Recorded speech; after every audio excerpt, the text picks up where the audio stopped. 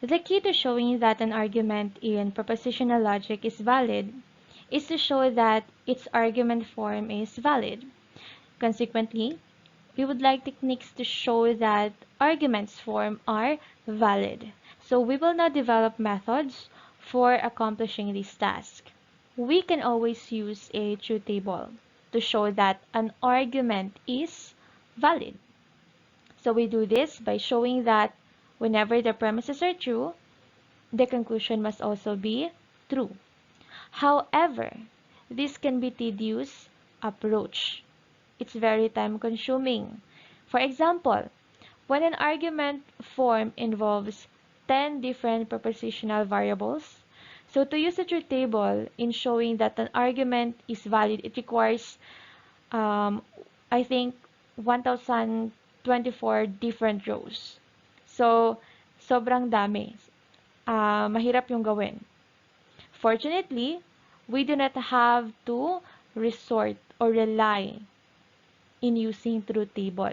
Instead, we can first establish the validity of some relatively simple argument form called rules of inference. So basically, instead of using truth table to show the validity of an argument, we can use the rules of inference. These rules of inference can be used as building blocks to construct more complicated valid argument forms. We will now introduce the most important rules of inference in propositional logic. So there are many useful rules of inference for propositional logic. Perhaps the most widely used of these are listed here, as you can see. So if the image is not visible, so maybe I can send you a copy of this table here.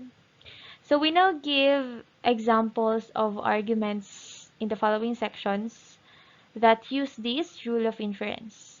And then in each argument, we first use, of course, propositional variables to express the propositions in the argument. We then show that the resulting argument form is a rule of inference from the table shown here. So basically, we have 2, 4, 6, 8 rule of inference here. Okay. So let's state muna which rule of inference is the basis of the following arguments. Okay, so let's start with number 1. Okay, so it is below freezing now. Therefore, it is either below freezing or raining now. So let's represent each of these sentences with propositional variable. So let's represent P denoted by it is below freezing now. So this is P. And then raining now. So it is either below freezing. So below freezing, this is also P. And then raining now, let's represent this as Q. So this form will be it is below freezing now. So that's P. So we have the word therefore here. Therefore, this indicates na lalagyan natin siya ng line. And then write the therefore symbol. It is either below freezing or raining now. So we have the word either at saka or. So basically, we're going to use here this junction, right? So this will be P or Q. So if you're going to go back to the table of, or if you're going to look sa table na binigay ko kanina, this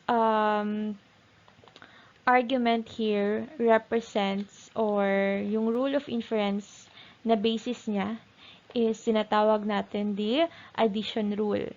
Okay, so that's for number 1, addition rule, ang rule of inference na basis ng argument na yan. Now, let's proceed to number 2. So, this is number 1. Now, proceed to number 2. So, which rule of inference is the basis of the second argument? So let's represent each of the sentences with a prepositional variable. So it is below freezing and raining now. So let's represent P, let's represent below freezing with P. And then we have the word and, so conjunction siya. And then let's represent raining now with prepositional variable Q. And then as you can see, we have the word therefore, so automatically we have a line after the proposition that we have came up with.